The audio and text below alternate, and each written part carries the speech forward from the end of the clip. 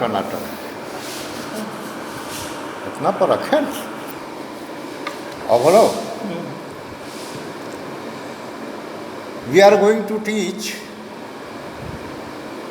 The subject human anatomy for the student of BHMS Fast, and the today's chapter is blood supply of brain. अभी हम लोग BHMS first के student के लिए anatomy पढ़ाने जा रहे हैं। जो आज का चैप्टर है ब्लड सप्लाई ऑफ ब्रेन। मस्तिष्क में जो ब्लड का, रक्त का आपूर्ति होता है, उसके बारे में हम लोग पढ़ने जा रहे हैं। तो सर्वप्रथम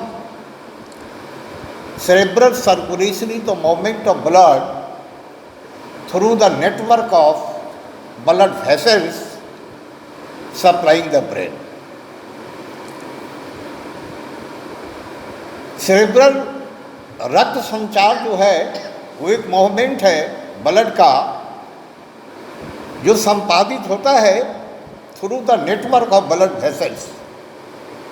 ब्लड वेसल्स का एक जाल नुमा है, नेटवर्क है, जो ब्लड का सप्लाई करता है ब्रेन के लिए। The arteries deliver oxygenated blood, glucose and other nutrients to the brain, and the veins carry deoxygenated blood back to the heart, removing carbon dioxide, lactic acid and other metabolic products. ये समझने की बात है कि हमारे body के अंदर जो हमारा जो ब्रेन के अंदर जो आर्टरीज है वो डिलीवरी देता है ऑक्सीजनेटेड ब्लड का, ग्लूकोज का और अदर न्यूट्रिएंट्स का, यानी पोषक पदार्थ का, तत्व का, रिमूविंग कार्बन डाइऑक्साइड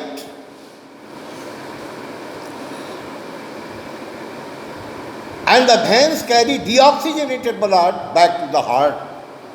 और वेन के माध्यम से, सिरा के माध्यम से जो मोटा वाला होता है उसके थ्रू क्या होता है, carry deoxygenated blood back to the heart. वो डीऑक्सीजनेटेड ब्लड को वापस भेजता है हृदय में और removing carbon dioxide, carbon dioxide को रिमूव करता है, लैक्टिक एसिड को रिमूव करता है एंड अदर मेटाबॉलिक प्रोडक्ट्स, और जो कुछ भी मेटाबॉलिक प्रोडक्ट्स है उसको रिमूव करता है।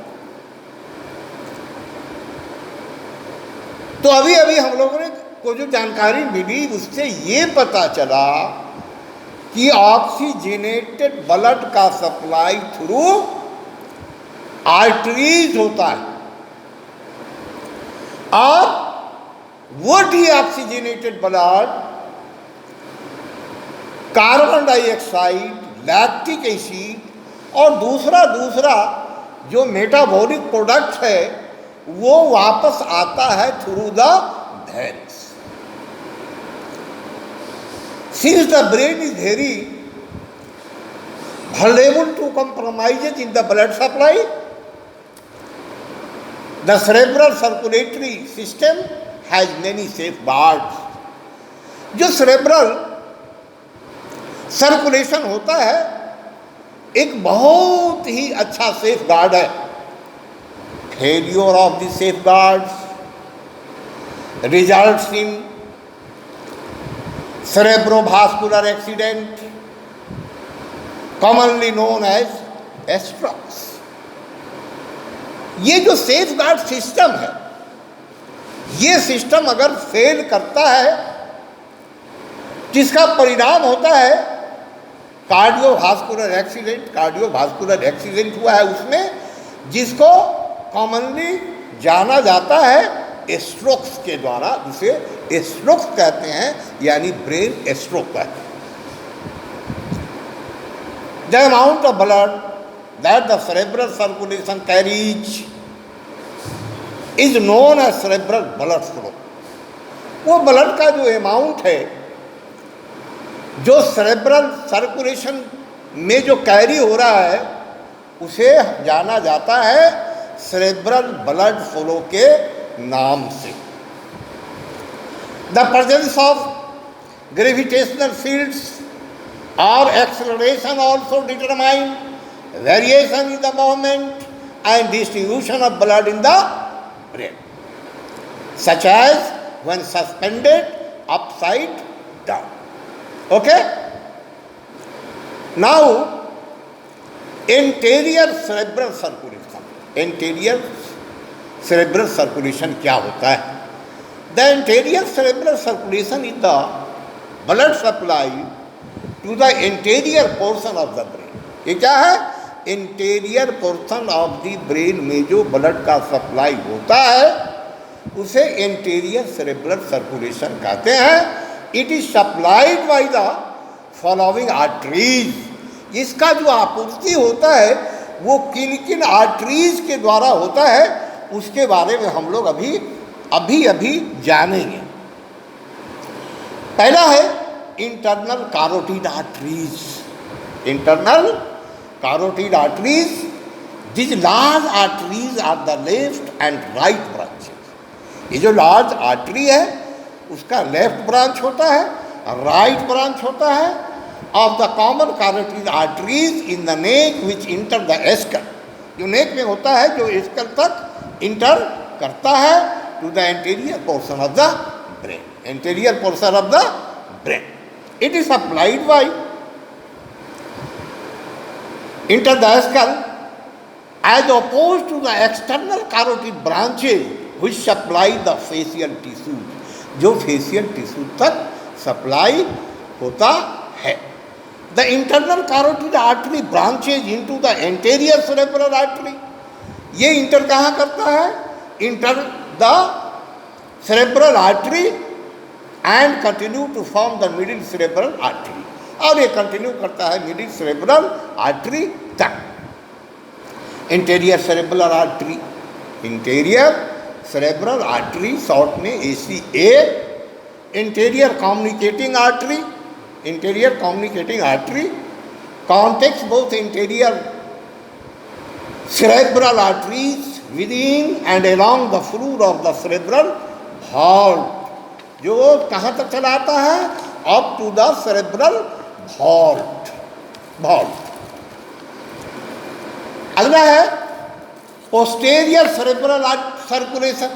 अभी इंटीरियर के बारे में हम लोग जाना. अब ये पोस्टेरियर सेरेब्रल सर्कुलेशन क्या है? The posterior cerebral circulation is the blood supply to the posterior portion of the brain.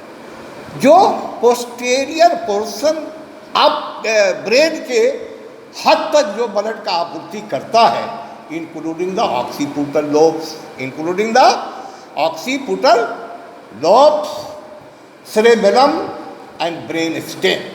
It is supplied by the following arteries. ये किन किन आर्टरी के द्वारा सप्लाई होता है पोस्टेरियर सेरेब्रल सर्कुलेशन? पहला है वर्टेब्रल आर्टरीज. पहला है vertebral arteries. These smaller arteries branch from the subclavian arteries which primarily supply the shoulder. जो शोल्डर तक सप्लाई है. लेटरल चेस्ट का lateral portion and arms. Within the cranium the two vertebral arteries fuse into the basilar artery. Posterior interior cerebral artery, short में बोलते हैं इसको PICA. अगला है जो सप्लाई करता है पोस्टेरियर सेरेब्रल सर्कुलेशन में, वो वैसिलर आर्टरी है. वैसिलर आर्टरी क्या है? Supply the mid brain. वो कहाँ सप्लाई देता है? मिड ब्रेन को सप्लाई देता है, सेरेबेलम को सप्लाई देता है and usually branches into the posterior cerebral artery. Anterior inferior cerebral artery AICA, pontine branches superior cerebral artery, short में SCA, posterior cerebral artery, short में PCA, पोस्टेरियर कम्युनिकेटिंग आर्टरी। तो आज हम लोगों ने ब्लड का सप्लाई ब्रेन में कैसे होता है उसके बारे में हम लोगों ने विस्तृत रूप से जानकारी प्राप्त किया। अभी हम देखा था कि एक जगह जो नेक से जो आपका आर्टरी पास किया है ना, जो जाके वो चला गया है ब्रेन तक। तो आप यहाँ पर गौर करोगे, कभी कभी रोगी मिलता है, वो क्या बोलता है कि सर हमारे माथे में चक्कर आता है।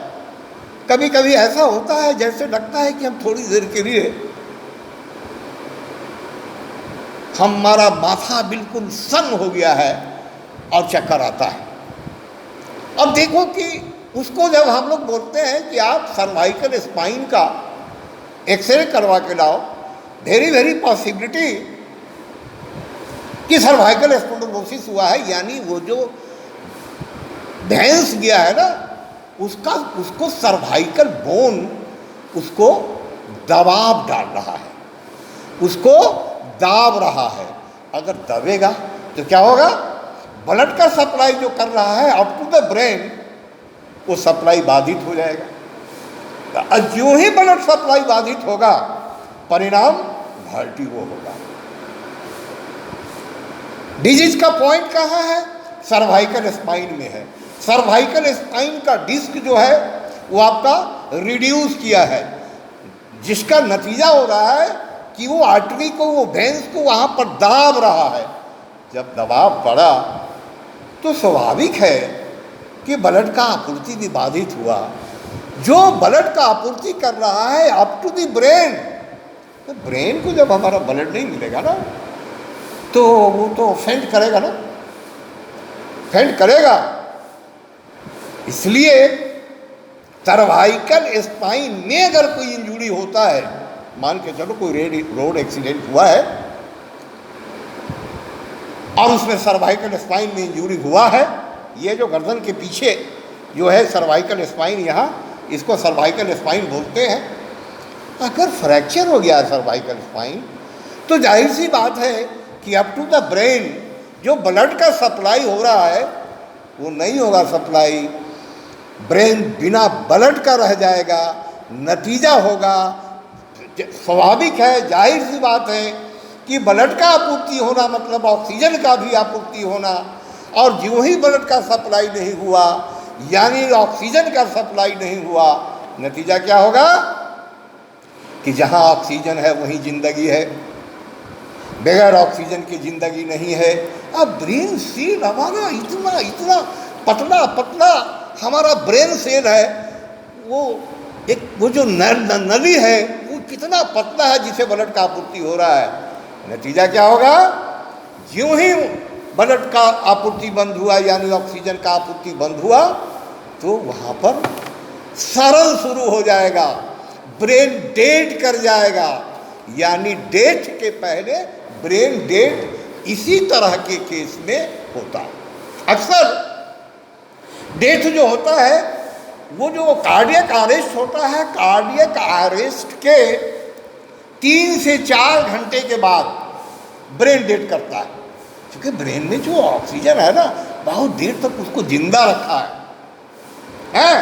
तो यहाँ पर सबसे पहले ब्रेन ही डेड कर जाएगा if there is recently history of injury of cervical spine. Rest in next class. Okay, thanks.